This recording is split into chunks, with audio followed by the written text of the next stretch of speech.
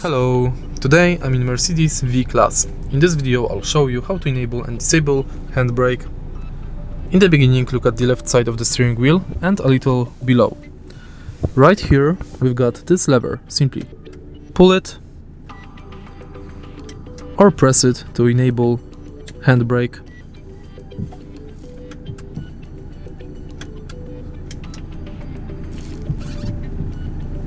You can see that handbrake is enabled by icon right here. Now let's disable it.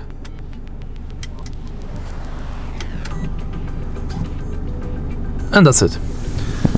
If you find this video helpful, please leave a like, comment and subscribe.